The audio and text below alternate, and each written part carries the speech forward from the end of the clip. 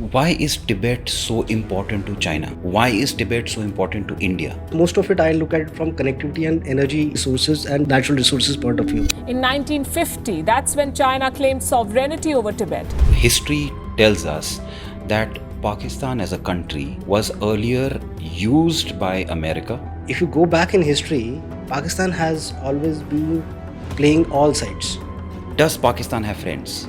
Yes, they have friends. Does India have friends if they go into a war with Pakistan and China? Yes, we have our friends. Is India losing out on its friends in its geographical neighborhood? And speaking of disputed borders, India's biggest headache is China. It is aggressive and expansionist, and it does not respect the law. Everything is a work in progress. We are not losing out. We are balancing the entire landscape. Are we ready for China? We are ready for everyone. Our guest today is a well-decorated Air Force officer. He was an aviator, a helicopter pilot, and also a drone enthusiast. He is one of those few people who's flown the mighty Mi-26 and has had many accolades during his career. I would like to welcome Wing Commander Bhupinder Nijjar to our podcast today.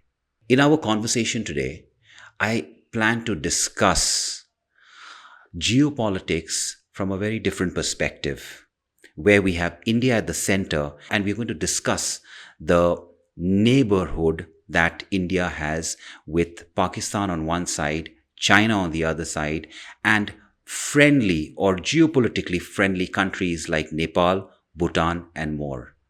So I would like you guys to deep dive into this podcast and enjoy and absorb as much as you can. So, I want you to help me understand this 3.5 phase war and the stance that India has had. So, in the last 10 years, since 2014, there's been a lot of change geopolitically. There is the Indo-China front, then there is the Indo-Pakistan front, and then there is this something happening towards Sri Lanka, right? So you please go ahead and begin from wherever you want to, and if you can cover the geography from one side and bring us towards where the action is happening now, I would want to understand your perspective on that. First of all, thank you for having me here. The question which you've asked has got a very, very vast canvas. So I will begin by saying that India in the last 10 years, which you are asking, in this period, India has emerged as one of the key nations and key geopolitical player around the globe. Not only because of its domestic situation, but also because of the economic power which it's going to wield as a demographic, as the demographics as it exists in this country. The fact is that everybody is interested in India as a market, as a place, as a source of whether it's brain power which is existing, whether it's the technology capability which is existing, or in terms of you see Indians have gone all around the globe and they're taking over the companies. Tatas are taking over companies. So that is the context which I want to speak. When we come into the realm of this threats or which we are facing, in terms of Pakistan, there is always a direct sort of a history which we have. It started with that partition, and thereafter it has continued the formation of Bangladesh in 71. With China, of course, we had that 62, and then before that, there were a lot of events which led up to that particular event taking place. In an international scenario, what I believe is wars and the struggle is always happening. It is everybody is struggling to get their hands on the best resources. So wars become a reason for capturing those resources. And when we talk about this 3.5 question, I feel that internal turmoil which is there in us, the internal security element, that is one of the most important ones which we needed to focus on, and we have focused on to a very, very large extent in the last 10 years. When we talk about our northern sector, northern borders, whether it is Pakistan or China, there's no denying the fact that there is an active, you know, support which is being offered by China to Pakistan, and of course, vice versa. Uh, they have land connectivity uh, through our northern borders, very important from China's perspective, because it gives them direct access to the Arabian Sea as well as to Iran and their entire you know Belt and Road Initiative which they have been following. They will protect their interest in that particular region. Now the struggle happens because of those hot points like Galwan Valley, for example, DBO, northern sector of DBO, where I've operated for some time.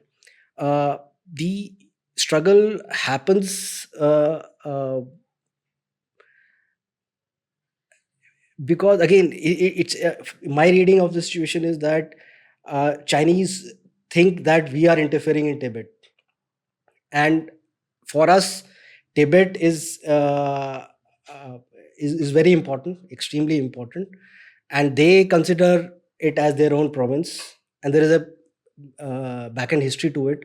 They perceive it as a threat to their sovereignty, because they perceive it as a direct threat to their sovereignty, and because we are sheltering His Holiness the Dalai Lama here, and so that becomes a sort of a point of contention and struggle between both of us. Why is Tibet so important to China?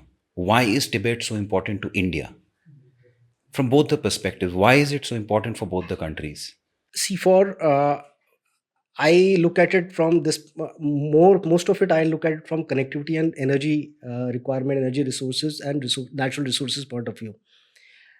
Tibet, Xinjiang region provides direct connectivity to Nepal and to Central Asia, and then from to Pakistan, and through Pakistan again to Iran and further.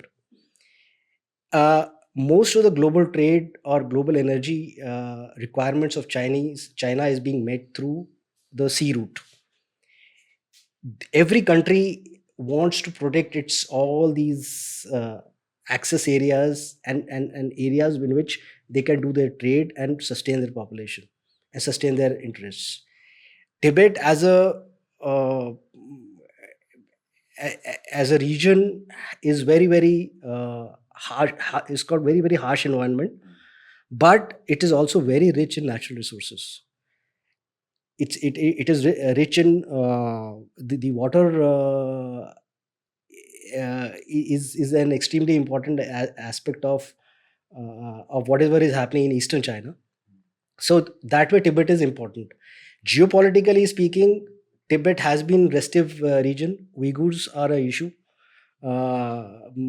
Then these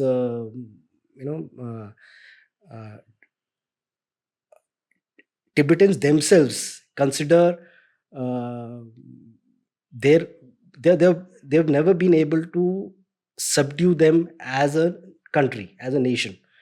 So you're saying that Chinese have never been able to subdue the Tibetans? So that struggle is already on. They have spread all over the world, and with Dharamshala as in India as a central place, with Dalai Lama taking the center stage as far as their peaceful struggle is concerned. Over a period of time, they've come to accept that China is not going to release their hold. But Chinese are very, very patient people. Very, very patient. And they will continue to follow this, Because see, ultimately for them also trade is very important. You see the balance of trade, which is the amount of trade which we are doing with China. So trade is also important. Geopolitical aspects are also important. There are red lines which they have drawn, and when these red lines are crossed by both, then the confrontation happens.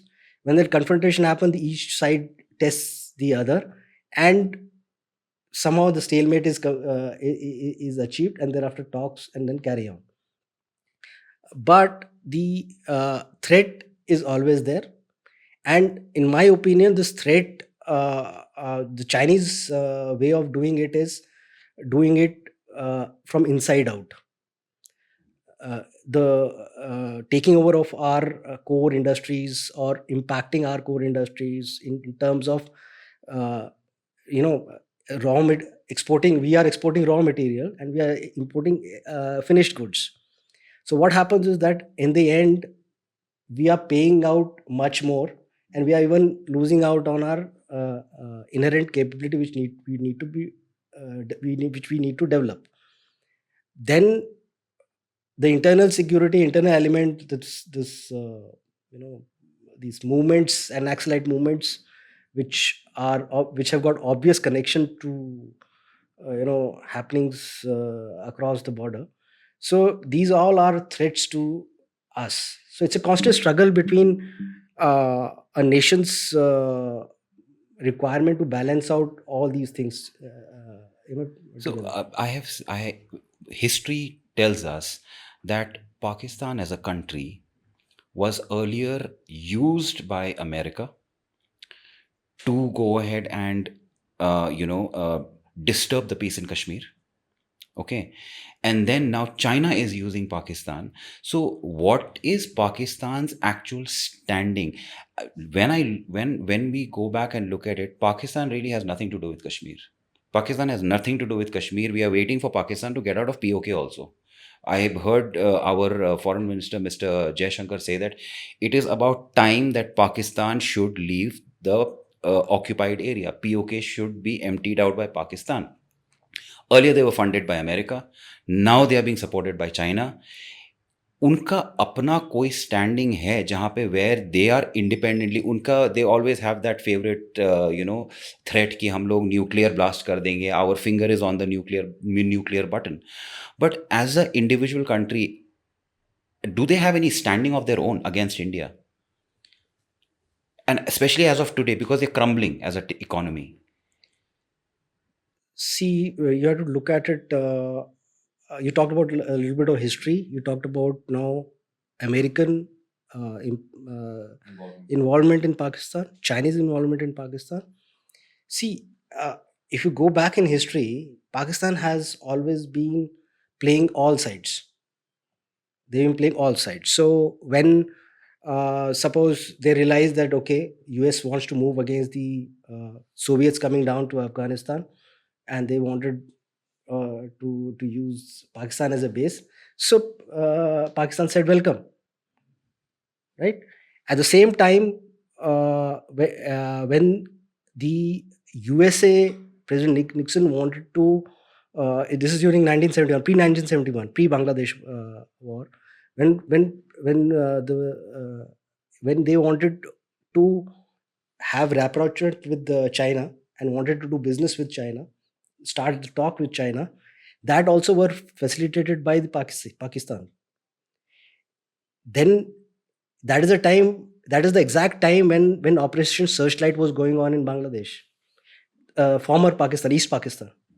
When that East Pakistan in 1971 March, when that I'm putting in the date, when the August 26th or something, then when the Operation Searchlight took place, at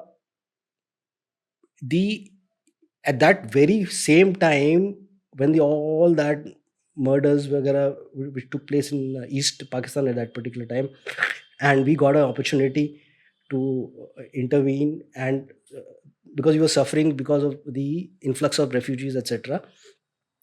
That is precisely the time when the Pakistani leaderships facilitated the American contact with the Chinese in 71.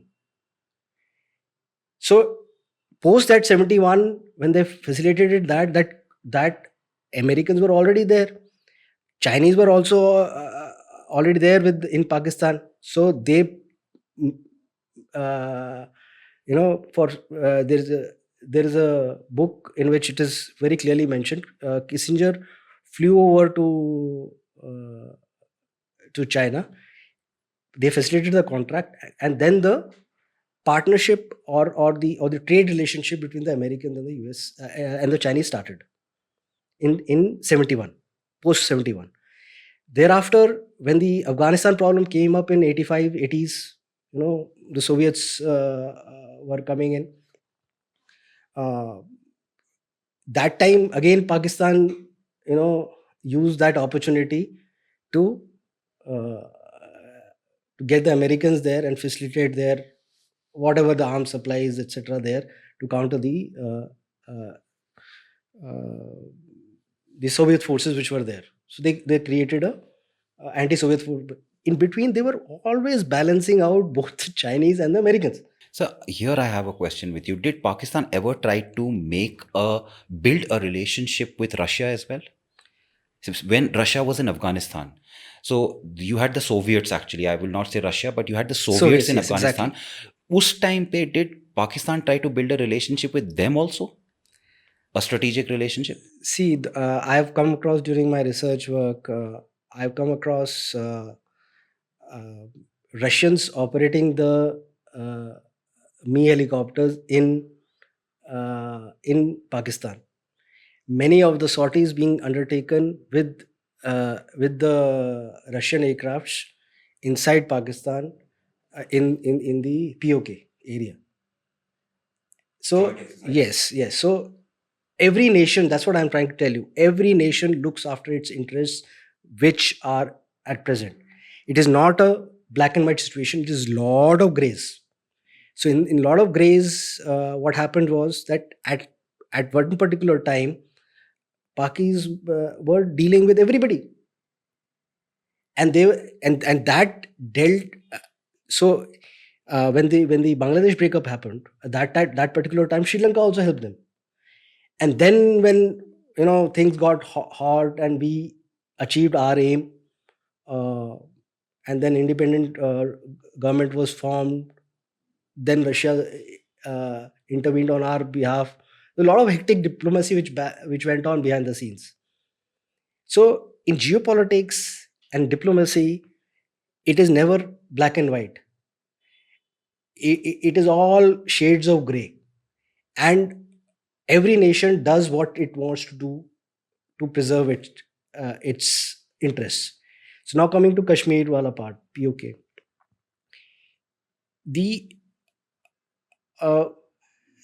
It was an unfinished agenda which has been there. Every nation keeps certain amount of flashpoints alive, which can be used as and when they are required. We had an opportunity to take over. When we finished with the East Pakistan, we had the opportunity for that region also. Next, we were going to do that, but then diplomatically we were slightly weak, and it was not agreed to by the person, the Soviets that time, who were supporting us at that particular time. This now I am. If you ask me for references for this, I'll have to find out, but I do believe that they exist somewhere. So it's and POK is important for them because again it provides a land connectivity with China. So and Russia also supports the idea of having a POK? No. See, nobody will come out and state as such, but they will help you resolve those issues in whatever manner in which they suit themselves. Suppose it's something like this: I require something as a country from a country B, but I am also have a requirement from country C. but country B and C are not in talking terms to each other. Now what happens? I have to balance my relations with both these countries. And anytime one becomes unbalanced, he will push that agenda in front. So ultimately, in diplomacy and in international affairs and as a country, we are all alone. We have to handle it ourselves. India is alone. India is alone. Obviously, we have our interests. We have to sort them out ourselves. And that is a prime reason why, instead of focusing whether Pakistan is doing X, Y, Z, we have to focus what are we doing as a nation to achieve whatever is in our interests. That's what is the focus area. I have 2 or 3 objective type questions for you for the slightly younger audience. So when I say younger audience, these are our future IAS and IPS and defense forces, boys and girls who are looking at joining the forces. I have some very, very, objective type questions for you. Does Pakistan have friends? And the answer, you can answer in yes or no. Does Pakistan have friends in a state of war with India?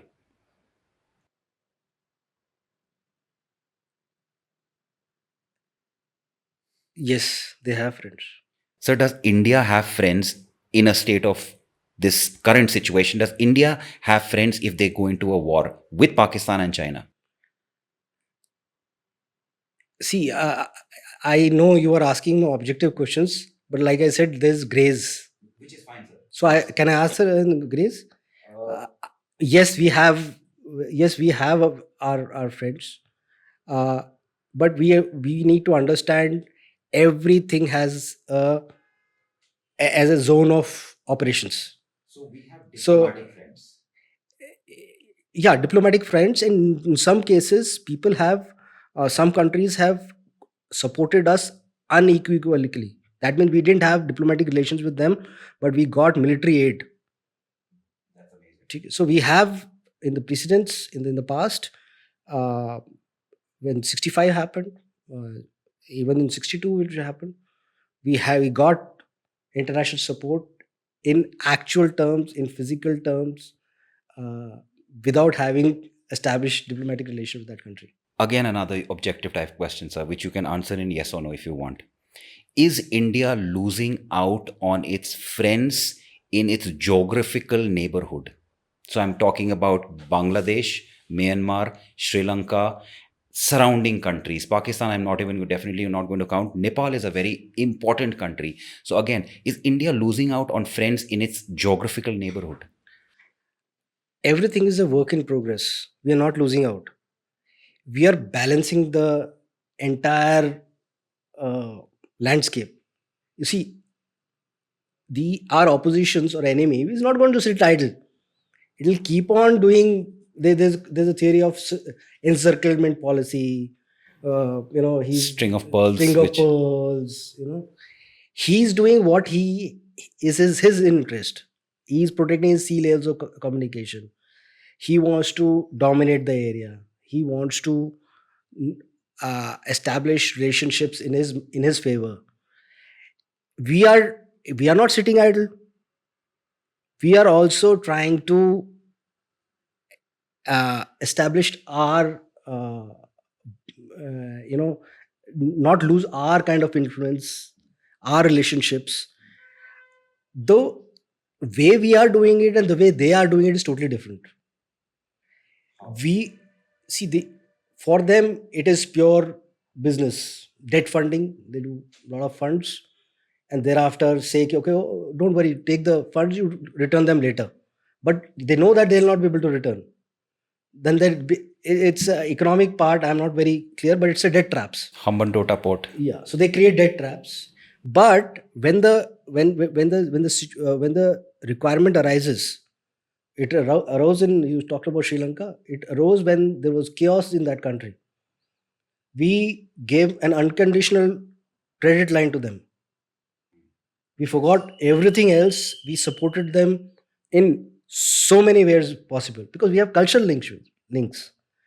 A cultural link is a very, very strong element of any relationship. Soft power. Soft power. So in terms of soft power, we have the same relationship with Nepal. We have same relationship with which worked in our favor. Maldives recently, certain events have happened which have again, you know, see, again, it's a work in progress. That is what diplomacy is all about. It's never to say that okay, oh, this has happened, they have done this. So what? We have to respond as a nation. So here is a very tricky question, which I'm leaving it to you how you want to answer it. History says that India, and I'm talking about Tamil Nadu. Tamil Nadu had a very good relationship with China long ago, and there used to be diplomatic exchange, cultural exchange. And if you actually go into the Chinese history, they have their version of even Hanuman. They have their version of Hanuman as well. Now, with this kind of a cultural string, I would want to question that point of yours where you said that if you have a good cultural setup background, then there is a lot of possibility of diplomacy. China has come up in our history to a point where Chinese have been mentioned in Mahabharata as well. I'm sure you know about it. When the Mahabharata happened, even the Chinese were a part of this war. I don't know which side, but they were a part of this war. We've had a very old relationship with them, and it has always been a back and forth relationship. Where we are standing today, Bay of Bengal for the last 2000 years has been an extremely important trade point. And that is where you also have the chicken neck. That is what it is referred to, that Siliguri point. And it is a very important part of India. That is India. And I understand that, no matter what China expects or thinks, they will not be able to grab it. Even after having such deep cultural ties, why is it that we are at such a damaging point in today? See, firstly, I'm not very sure about this strong cultural links, which, as you put it, what I know for a fact is that cultural links this point came up during President Xi Jinping's visit to Tamil Nadu, in which our Prime Minister also was there. That time, lot of such articles were came up. See, but we also know what happened immediately after that, after he left, and what statement he made in the next country. So we have to be very careful on all these plants. Silk Road and all that trade relationships, everything is fine.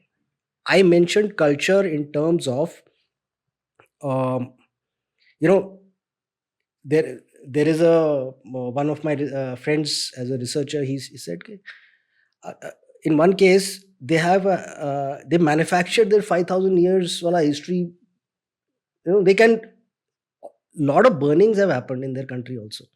If you see their history, they've burnt out their entire libraries. When the new person takes over, they've rewritten their history. They say, oh, Egypt has got 5,000 years history, let's write 6,000 years history. I mean, when I said cultural links, I mentioned actual ones which exist today, not in terms of one way wala traffic. Tamil is spoken in Sri Lanka. Tamilians have an affinity towards Sri Lanka. You see that problem which we had in the 70s and 80s. That time they had made themselves a map, right? So that included parts of Sri Lanka, parts of this. Then in our case, yes, Ramayana obviously is there.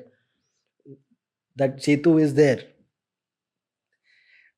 I'm talking about how human being acts in different circumstances.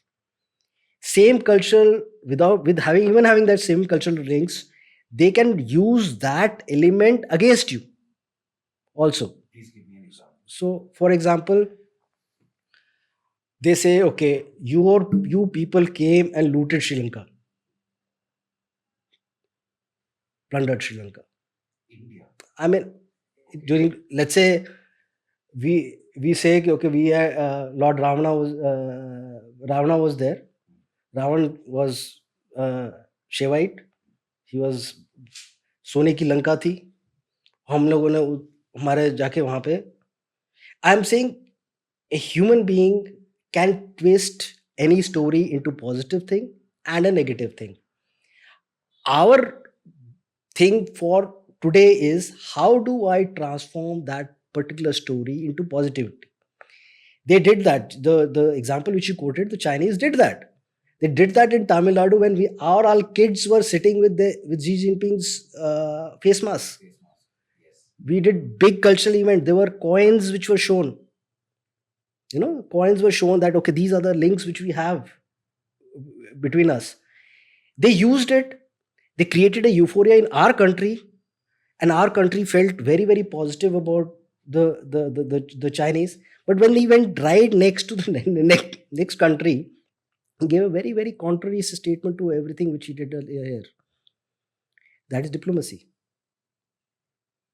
That is power struggle. There is nation's interest. How do we balance out these interests and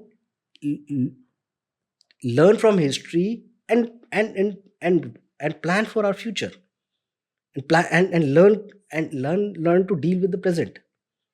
So your question was basically on how do these cultural exchanges which happen impact the relationships between the countries today. So these are all part of diplomatic efforts which take place in form of information campaign. In some are in the realm of disinformation campaign also. There will be nothing, but it will get manufactured, and then it is put into the system in such a manner that it is believable. Why has such an important country like Nepal is a Hindu country and a very, very prominent Hindu country in Asia. Why has Nepal suddenly turned sides? I studied in a school which was started off by a Nepalese army officer, and I have a lot of Nepali friends, especially in Kathmandu. And as a kid, I even spoke and understand Nepali because of them. And I have a very strong affinity for them. They are my friends and they'll always remain my friends. When I see the current situation between India and Nepal, it makes me feel bad somewhere, because from a very young age, I have had friends over there. Why this sudden? I know that China is involved. We understand China is involved. It has to be a money game. How did they turn the Nepalese people against us? Like, how did that happen? Again, it's more of human psychology and human wants. If we were helping out a landlocked country and transferring goods from, let's say, from the ships which were coming from Bay of Bengal, we were giving them zero transit rights. They were going across to Nepal, and then even the salt, etc., was going from here. It was free to transfer. We were not able to publicize and capitalize on that goodwill which we had created.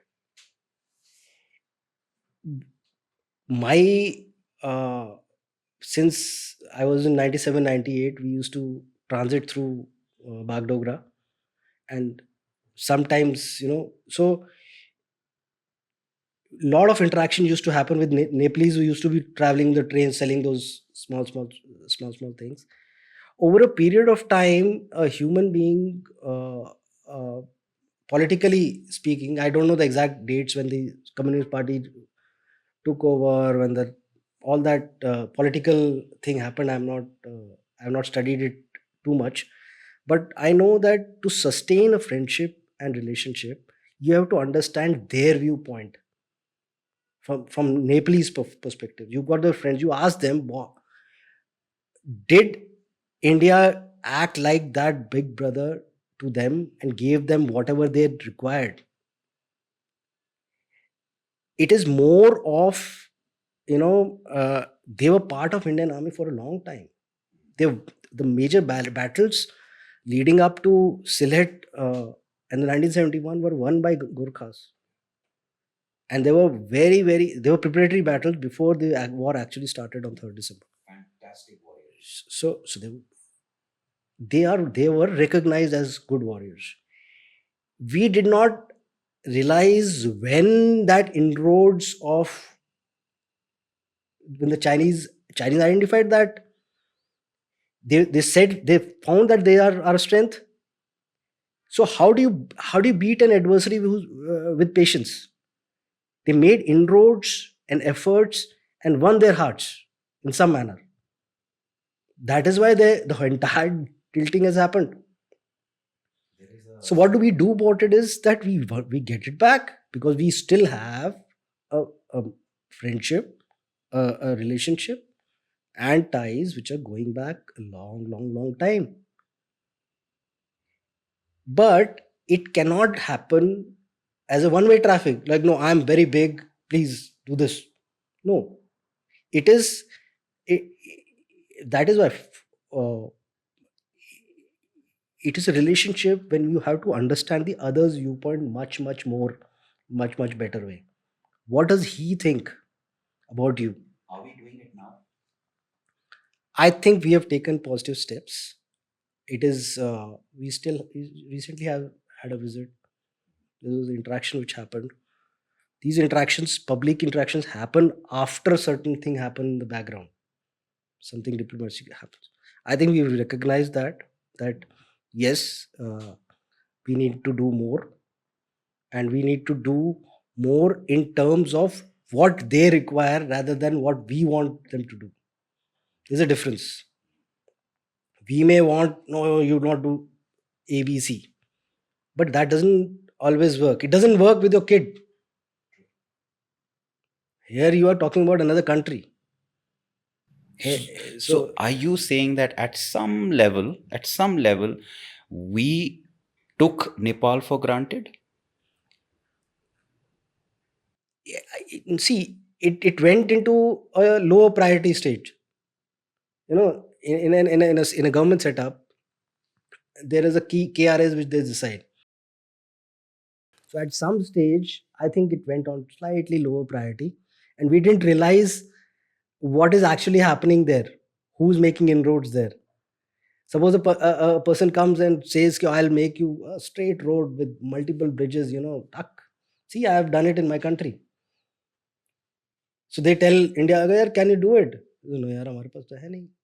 वो कर रहे हो. Came and do it. So from an Indian perspective, you are saying that the Chinese used Sam, Dam, Dand, Bhed to build relationships all around India. Every country will do that. We also are supposed to do that. If you are not doing it, we are doing a disservice. We are also doing it, but it's a question of how we manage it. What is our thought processes behind it? How do we see countries will create diversionary tactics, What does that mean? They will create a situation in your country that takes away your energy, and the most precious thing which any country has or anybody has is the time. If you spend a particular time in doing one thing, you miss out on the other. So suppose every time certain important visit happens, certain important event is happening, you find there is an attack in POK or somewhere in Kashmir. Sometime US Blinken some visit is there in India, you will find some attack happening. These are all statements, these are all ways in which the countries manage their assets and mobilize their assets. and if as a country we cannot say that, oh, he's doing that. As a country, we are supposed to know that he's going to do that, and then deal with it. We should have our intelligence updated, that means. Yes, everybody, every time, all these wars which we have happened, ultimately it has been an intelligence issues. But I think we have one of the best intelligence agencies in the world. What I know, or what I've studied, is that our intelligence agencies are amongst the top 3 in the world. I have not studied, so your information is much better. But I do believe we have top-notch intelligence officers. We have all the information. It's not only gathering intelligence. The actual intelligence is it happens at the time of how do you use that. See, information was available about an impending attack. I'm talking about now the Pearl Harbor attack. The information was available. It was ignored. No, that so many aircrafts are flying in, and that it was ignored. No, so they suffered. So you may have best of intelligence mechanisms. We have to know when to use it, how to use it, and we are obviously doing it. I am not saying that we are not doing it. I am just saying that this it's a continuous cat and mouse game. It'll carry on. You have to remain vigilant 100% of the time, and deal with it. And at all places and all the in every sphere, that balancing act has to be there. I think we are doing a fairly good job. It's not that we are actually, as Indians, every time we are too critical on ourselves. We are very harsh on ourselves. We are because we are very harsh on ourselves. एक सफेद कुर्ते पे काला दाग ज्यादा दिखता है. I think we as a culture have a habit of being a little hard on ourselves. Yeah. And that too for a positive thing. I think that's what I have understood out of our history. I want to come to something which is directly related to your profession, and I'm going to ask you a question straight up. Is India is Indian Air Force, from a standoff perspective, from standoff to direct aggression, direct war, are we ready for China? We are ready for everyone, first of all. See, the question is, capability development is a continuous process, and the capability development has to be propped up by the doctrines which are in force. How do we deal with the situation? So there is a sword, and there is a technique of how you use that sword. So be assured that we have the sword and we know how to use that. In terms of when we say, people tend to compare sheer numbers. Oh, they have 10,000 tanks, they have 10,000 aircraft, we have 2,000 aircraft. How do we do it? Force application is a different ball game altogether. Terrain wise, like, we are at a slight disadvantage vis-a-vis Pakistan. Chinese are at a disadvantage vis-a-vis us. So all these factors combined together, and then the decisions are taken on how to develop our capability, what to project, how to project, what is the end game which is desired, and that gaming happens, and then the whole doctrine evolves, and then the training happens, and then we create our capability in dealing with any situation which arises, and that is very much there. Let me assure you. So now I'm going to reverse this question. Is China ready for India? I will answer in this manner, that what are we going to desire from China? Are we a nation in which we want to annex whatever is not ours. As a nation, we are very much focused on protecting what is within our control and ensuring that we retain that.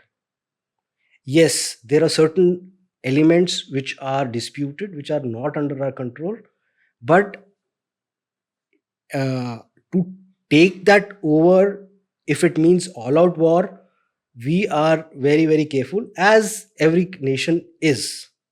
You can't, use, like in good old our households, for that 1 inch people fight, and but when a nation is concerned, as a nation is concerned, we are very clear about our red lines. We are very clear that we are not a country in which desires others' territory.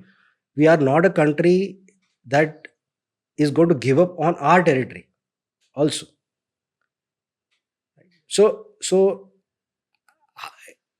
resolution will not happen by sword. Sword arm has to be strong, but it has to be backed up by the doctrine and by the thought, the principles. Is China in for a surprise, sir? Are they in for a surprise from India? Because till now, China has had this attitude that we are big. It's basically muscle power, muscle and money. Two things China has used in the last 20-25 years, whether it's with America, whether it's with Taiwan. And Taiwan seems like a very, very important point for China. But now the way things are building up, it suddenly seems like they want to muscle everybody down or buy them off. I will go to that good old definition of war: imposing your will or imposing impossible costs on the enemy, which it cannot sustain. Anybody can get surprised, right? Anybody can get surprised if it is not prepared. Uh, Despite having enough examples in the history, despite having so much of firepower, bombing Vietnam out of, they use so many bombs in which World War, entire both the world wars में इतने bomb were not used. They bombed out that, but they lost. So it is much more than this, surprise each other. It's a continuous game which is happening. But like your air power is definitely going to play a lot of role. It is happening live in Ukraine Russia case, absolutely live. It is happening. Drones have taken over that place, but ground battles are on also. The struggles are on. The battle for territory is also happening, but aerial element and airborne element is also important. Big drones are taken out of the equation, small drones have taken over. There's so many lessons which are happening. So technology is again at the forefront of how the surprises can happen. But that does not mean that Ukrainians have done pretty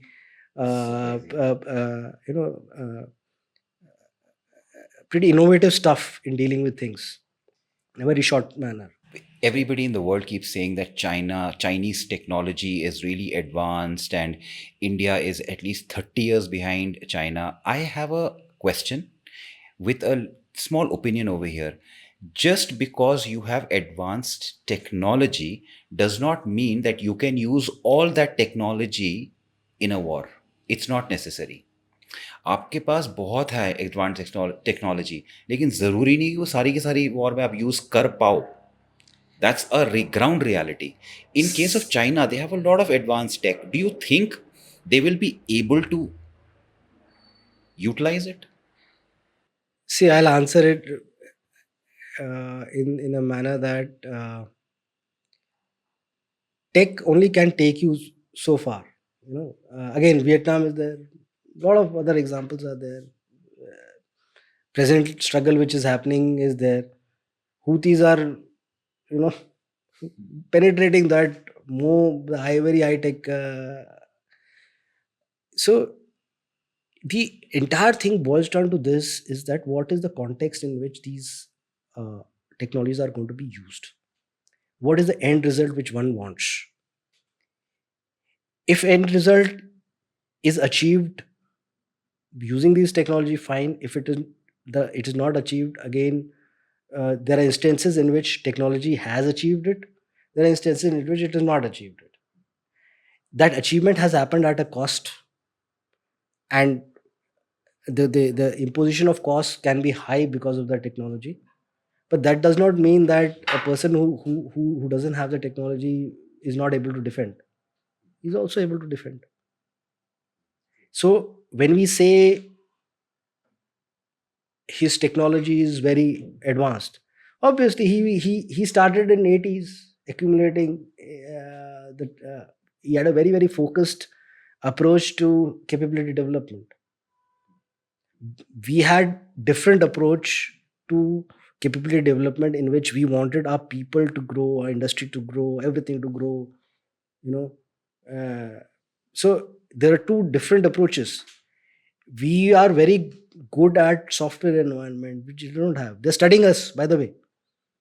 They are studying that what is that thing which can now, they don't have. The TCS is the Bangalore, the software power which we have. They're studying that. They're going to make. They're trying to make it up. But the point is that in geopolitics, in the struggle, the decision making which happens, there are two very, very different structures which are existing in both the places. They are not same. So you cannot really compare apple and oranges.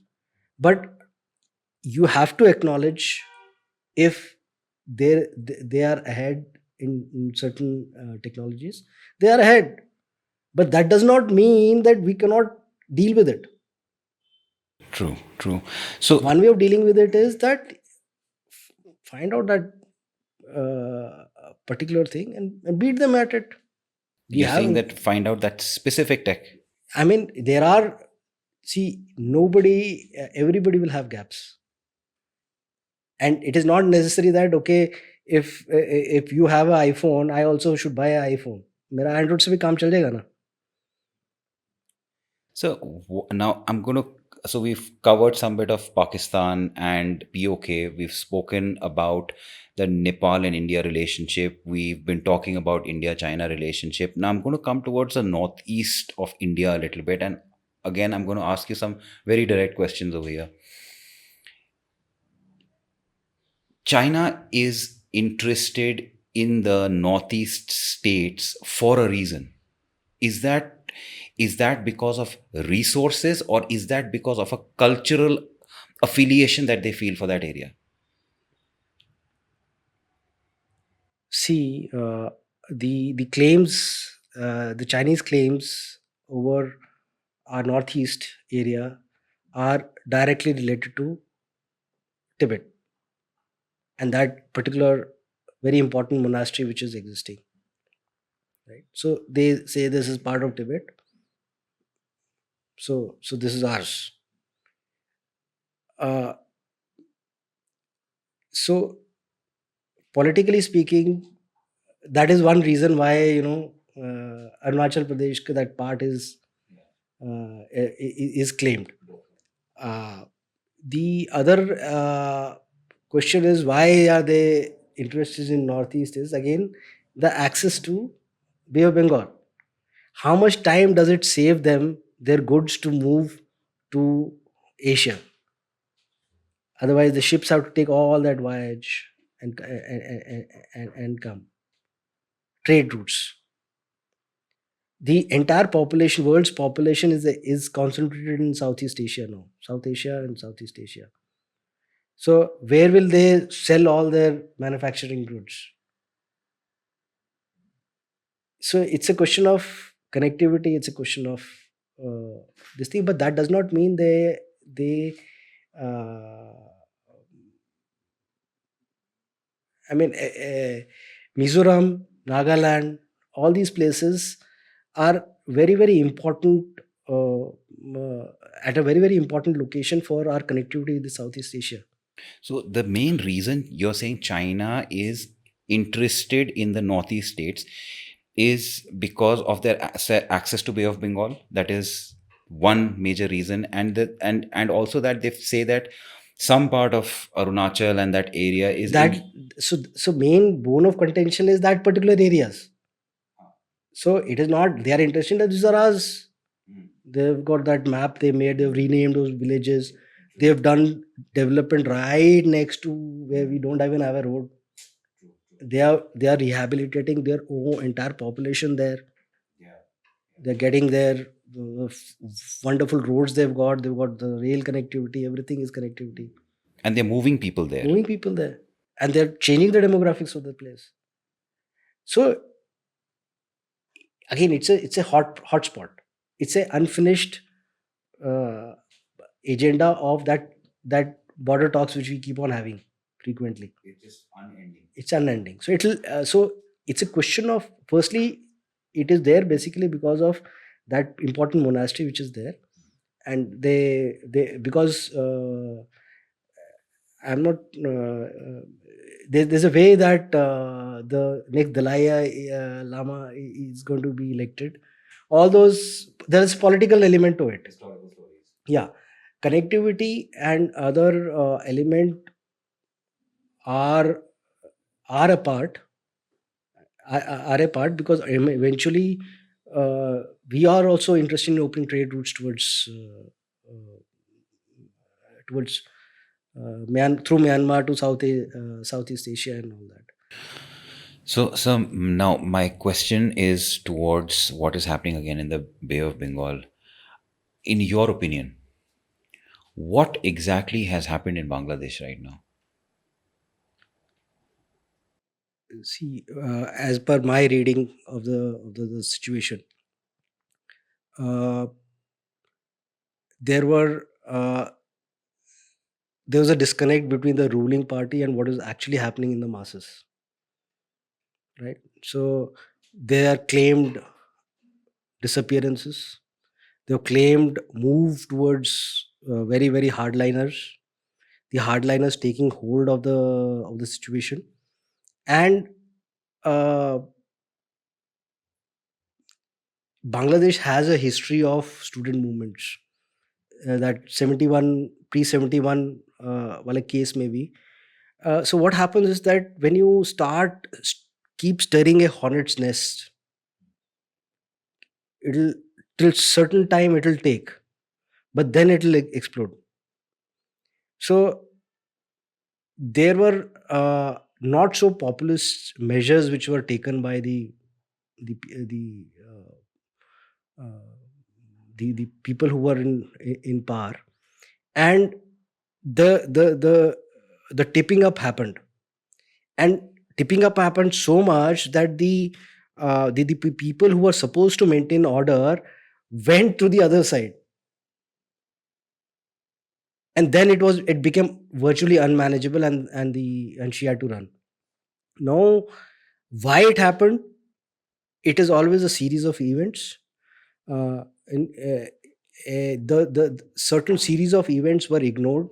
The hardliners taking control of various areas, and the attempt by the polity to silence them through taking them. They say it is all over the news channel, forced disappearances, and then it is true also to a certain extent that happened. So once that tipping up point happens, then everybody settles personal scores anywhere. So when that movement started and it spread like anything, who created that anger, who started that fire is a matter of debate. It can continue, So there is but nobody will really know. what the media says and what is the ground reality. There is a huge difference always, and the stories that happen in Asia, in India and Southeast Asia is usually reported incorrectly by the Western media. They have their own version of how it is going on, and it is always a very distorted story. Okay, now in case of Bangladesh, this is like a multi-layered situation where, like you mentioned, that the student movements are very strong.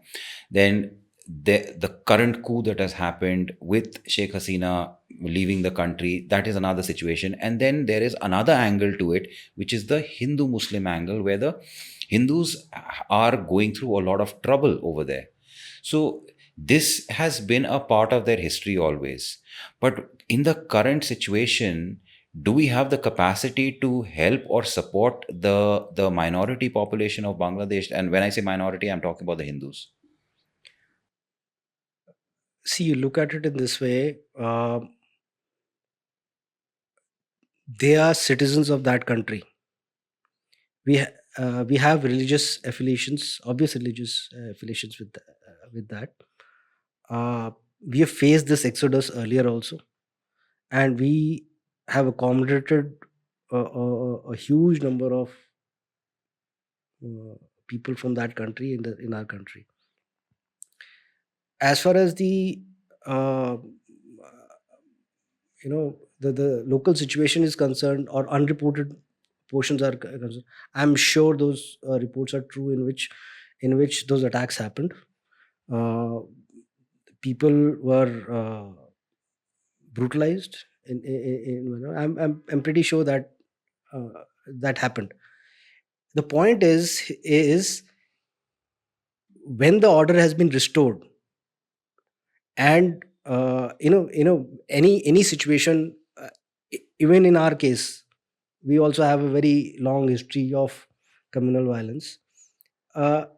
People tend to settle personal scores, a lot of them, and easiest to settle scores are the ones who are isolated, staying alone, less in number, that kind of stuff. And obviously these set of people, or Hindus, as you say it, they must be supporting the non hardline parties. That was very sure. So they were not party, they were, as it is, the targets. Now the question is, when you talk about in terms of statistics, were the number of Hindus which was killed disproportionate to number of Muslims killed? How many Muslims were killed and how many Hindus were killed as per government figures? Was it that only Hindus were killed and no Muslims were killed? So how do you look at it? How do you look at the statistics which come up? How do you project those statistics? So for me, let's say if I say, okay, total, I don't remember the figures, we can just clearly find out straight away. Let's say total 400 people killed. Out of those 400 people, how many were Muslims and how many were Hindus? And then I take out the statistics of percentage of population which is existing. Then I compare the percentages. Then I come to a conclusion as a researcher and as a responsible citizen of this country that yes, this was wrong. This is obviously the case. So I'm very, very sure desecration happened. It happened during our partition, Lahore, a lot of thing happened. This is the nature of the fire which gets started. It is uncontrollable by both sides. And when the fire starts, it doesn't see who's coming in its way. And I'm sure disproportionately those people get involved and get impacted more of a particular religion. That is why it is very important to understand. I do also have a friend from Kolkata. He has a very important temple which he supports in Bangladesh. So I am yet to get full report from him. But the point he's trying to make is, yes, a lot of violence happened. But is it that every Bangladeshi did that? I don't think so that it's like that. So is it that every Bangladesh wants to kick out the Hindu population? It's not. So when we have to look at things. We have to look at it in a very objective manner, not get swayed by obvious sentiments. We have sentiments, we have sympathies, we have sentiments with our, Hindus which are living there. Anybody will have. But when we see, violence happening, the violence is a very, very nobody can really control it. But when you analyze it, we have to understand that, okay, if out of a total population of 500 targeted, or if they had got their hands on the PM, would she have been saved? She was not a Hindu. So a violence is a violence. A bad thing is a bad thing. Treat it as a bad thing. Why do we always have this feeling of using it to see it through a religious prism? This habit of seeing everything through religious prism has been handed over to us on a platter by these people who were dividing and ruling. It is a legacy, and it is into our DNA. So we have to slightly take a larger viewpoint of the things, understand, yes, there will be a bias, this has happened, let's deal with it. So you're saying that we need to micro analyze the broader gray area of what has currently happened in Bangladesh, rather than taking a black and white approach, and also rather than listening to what the media is saying upfront, because the media is putting that point forward that Hindus are being brutalized, Hindus are going through a very rough time, which I am also not denying they are. But like the way you've put it across, you're saying that micro study the gray area, because there is a broad gray area. So for everyone who has been traumatized, there'll be 20 who would have been protected. Where is the story of those 20? But is that more important right now, or is that more important right now? Important is, why are you being fed these stories? Because that is what is happening. This is also happening, no? That is also happening. So where is the intended impact of this information campaign on all our WhatsApp groups? Where is the intended campaign which they want us to have? Do I break up my relationship with my Muslim friend because something which has happened there? He's done nothing. No, obviously not. So the point is, it happened on WhatsApp. It happened on my service groups. Elections were there in Maharashtra, or are there. So see, in those groups, actively, that campaigns are going on. Arey Baba, see, a crime is a crime, first of all. The crime motivation, people sitting in Bangladesh were recruiting ISS people all over the US. The things were so smart that they were able to make sure that the person, either male or a female, gets on the plane without the parents knowing and reach Turkey and enter into ISIS. From where? From the American online. This was online recruitment. It's on BBC. The documentary is there on BBC. So the point is, I've diverted a little bit. The point is, let's take a objective view of things. Suppose somebody has brought out this story, right? Let's find out who has brought out the story. What is his motivation of doing it? Why should I allow communal harmony of my country gets spoiled by something which has happened in Bangladesh,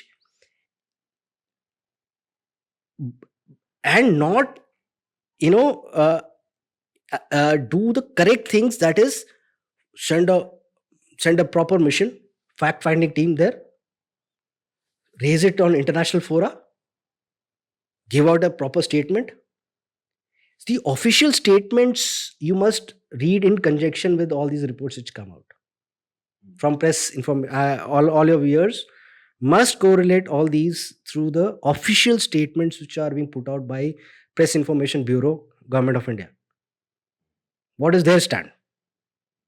Do not go get swayed by social media posts, social media, they have their own ideas of a situation, because they are misinformed.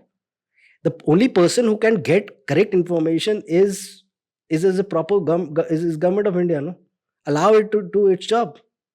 There is another theory which is floating, which says that the CIA was involved in this coup that happened in Bangladesh. This entire topple that took place, the CIA was involved in it.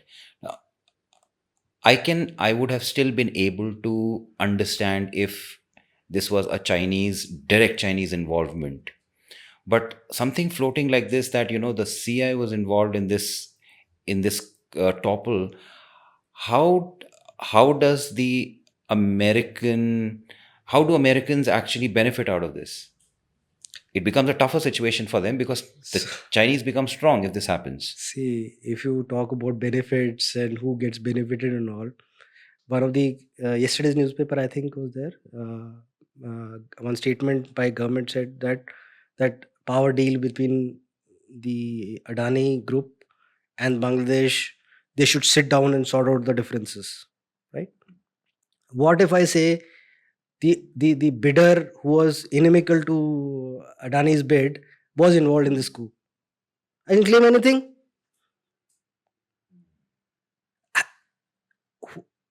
One can claim anything. Here I will say, okay, I'll issue a report on WhatsApp video. See, somebody I will find out who are the bidders. I'll say, okay, one KN Corporation, one some, and I'll say. So, see, the CIA or any other intelligence agencies, they do a lot of things within their countries, outside their countries. The game is in understanding that they are going to do it and you are going to prevent it. You should not allow it to happen. If it has happened in their country, that means either they failed to spot it, or their intelligence agencies were not good enough, or they had those fissures pre-existing that somebody took advantage of it. It can even be opposition. No, they're opposition who managed to do 3 or 4 murders in such a manner, or 3 or 4 things in such certain manner. When those first protests happened, they created 1 or 2 situations in such a manner that the entire matter became uncontrollable by the government. So CIA and all these conspiracy theories is fine. Maybe true, may not be true. The point is that it allowed to happen, and usually it's a series of situations which people create. Many of these agencies do such type of things. Results may not be always like this spectacular. They get mismanaged also. There are instances. Not the entire Vietnam. I again keep on going to Vietnam because it's one of my favorite subjects, well-researched subjects. There was that dirty trick department operating up north. The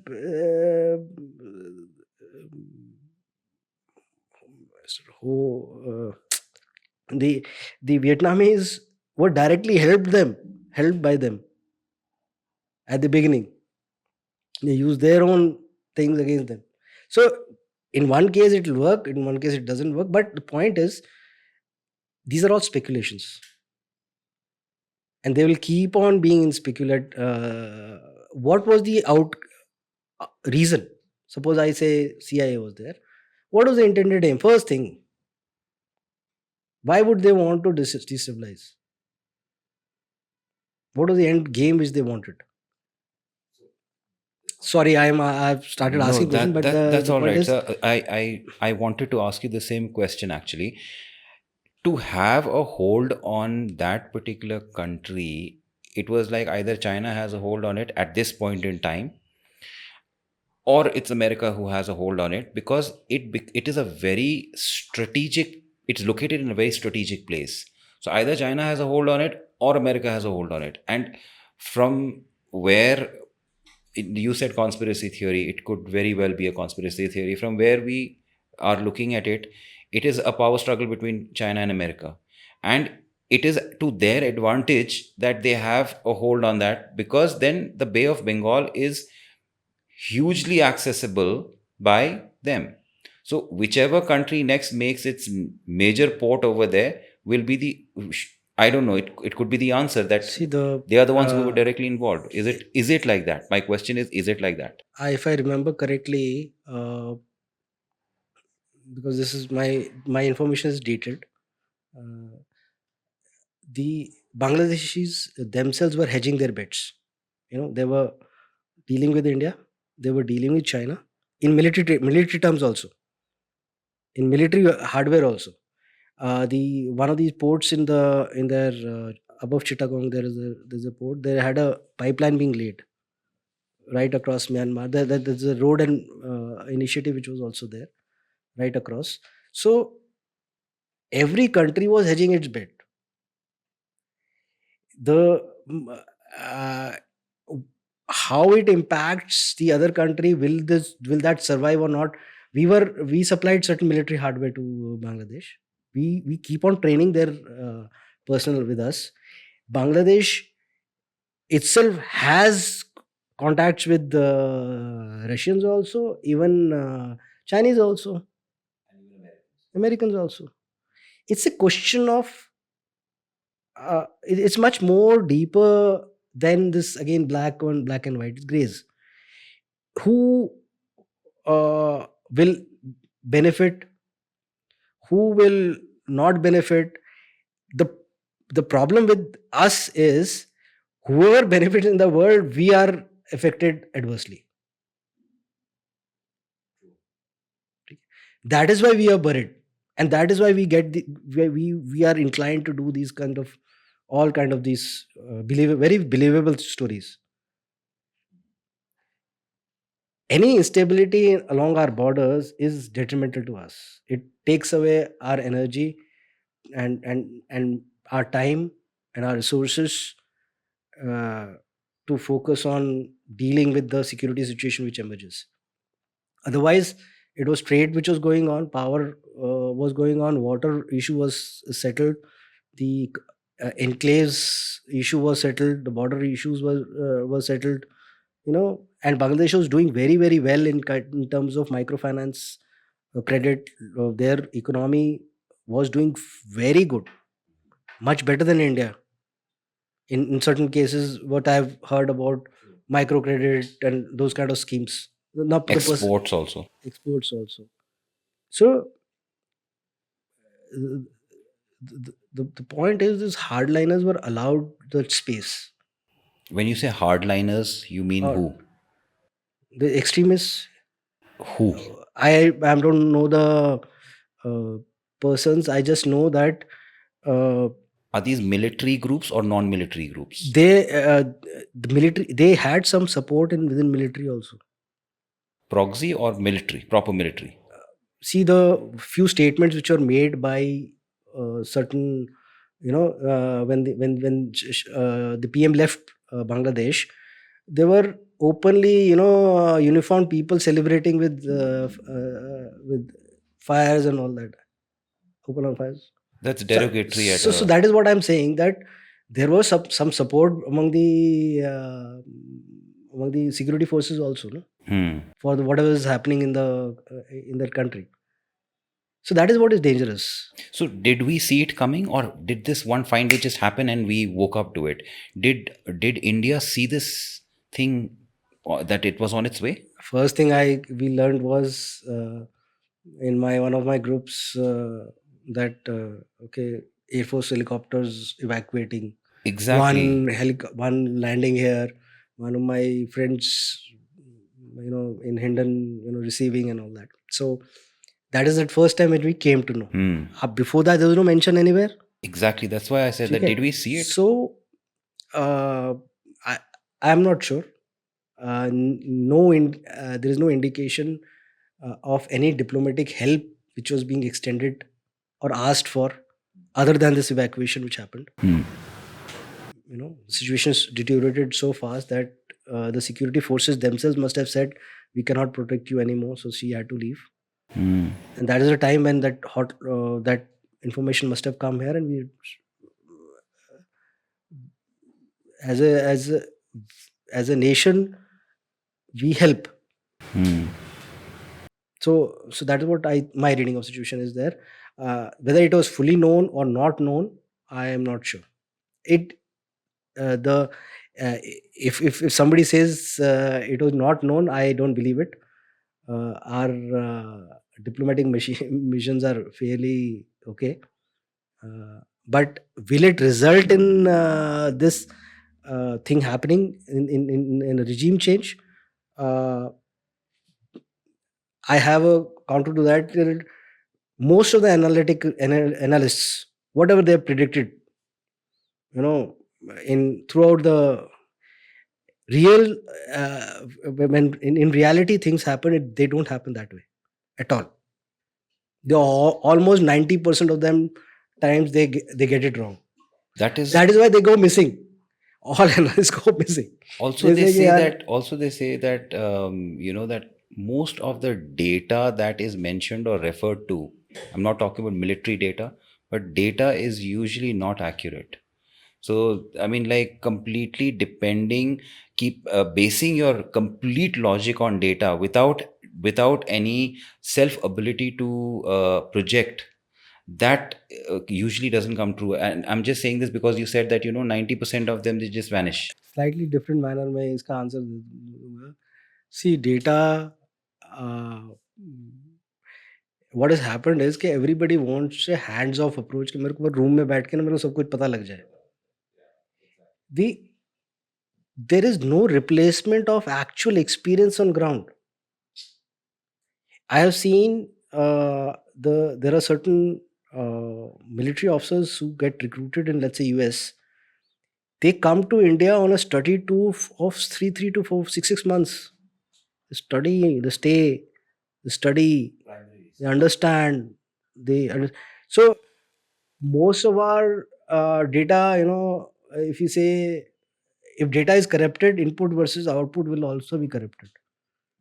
So in between, it is the analyst's perception of what is going to happen, which he bases on the history. That history element may not always be right, or he be biased. There are biases in everybody. How do we remove those biases? I will have natural bias into believing that only Hindus were persecuted. Natural bias.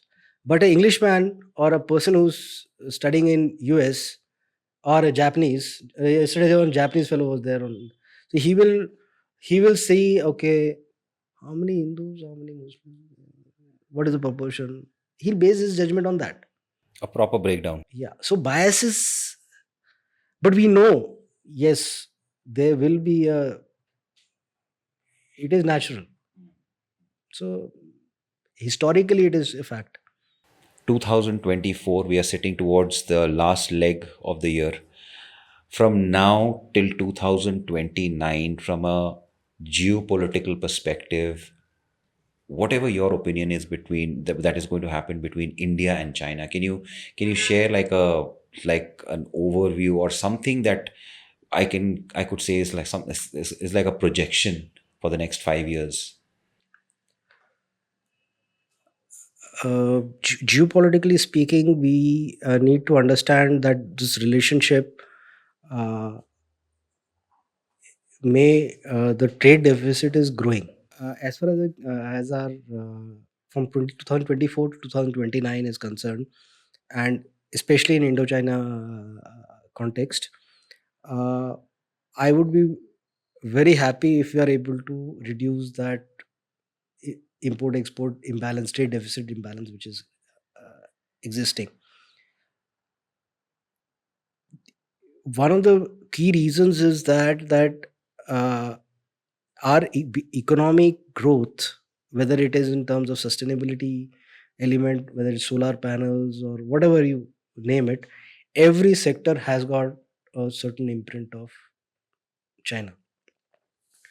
The question is that our I will greatly uh, be relieved in case our indigenization efforts in all the sectors, multiple sectors which we are trying to do in are fruitful, and we are able to progress towards actual Atmanirbhar Bharat wala part, rather than being just screwdriver holding people who assemble things.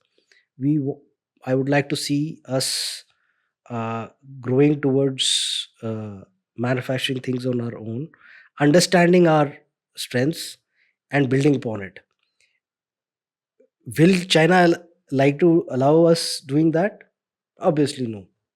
They will want this trend which is continuing. So if you see the trend past 10 years trend, that deficit is growing at certain percentage rate. You will find it is growing. So we are a very very growth oriented economy. We are also a consumption centric economy. We also have consumers here only. How do we build our this innate strength to reduce this gap is where our success or failure will lie, or I'll say success or less of success will lie. Our efforts are on, but we as a nation are also more trade oriented, and we need to now move from trade orientation to a certain nationalistic sort of an approach, in which we decide that we will take a certain bit of discomfort on in this particular sector, so that we are happier in times to come, because we are moving towards a condition in which our dependence might increase so much that we are not able to get out of that trap. So that is my reading the situation. I hope that happens. Our efforts are going towards that. I hope we succeed. And as far as I am concerned, I take lot of effort in emphasizing people, telling them that this is a simple thing. You have to invest. Don't think in return of investment in short period. Think in term of nation, wide angle. Take a broader view of things. You may make short term return on your investment, fast return. Yeah, this is very fast, but in the long run you are going to lose out. You'll have to adapt. You have to lose out that particular product to somebody else competition, and then again you are running. Foreign say you are bringing the technology and doing stuff, firefighting basically. We need to stop firefighting. We need to do planning, and we need to deal with this situation which we find ourselves in. Wing Commander Bhupinder Singh Nijjar sir, it was such a pleasure talking to you. I completely enjoyed and I lost track of time. I did not even realize how time flew. I really liked your perspective on so many things that I just feel that there is going to be another podcast coming up with you very soon. And I think next time I'm also going to be a little more prepared with certain questions that is brewing in my mind now, which I don't think is the right time. But I think the next time when we sit down, it is going to be again a deep dive, and again we are going to sit down and talk about a geopolitical angle from your perspective. But thank you so much for coming over. It has been an absolute pleasure having you on the show, sir. Thank you so much. Thank you so much for asking so many of very, very pointed questions. And likewise, I will also be better prepared for such type of questions. Thank you very much. Arun. Sure, sir. And I would like to tell my audience that please watch this podcast and sit down and make your notes, because this was a beautiful conversation with him and I hope you enjoy it. And please do subscribe to our channel. Thank you so much.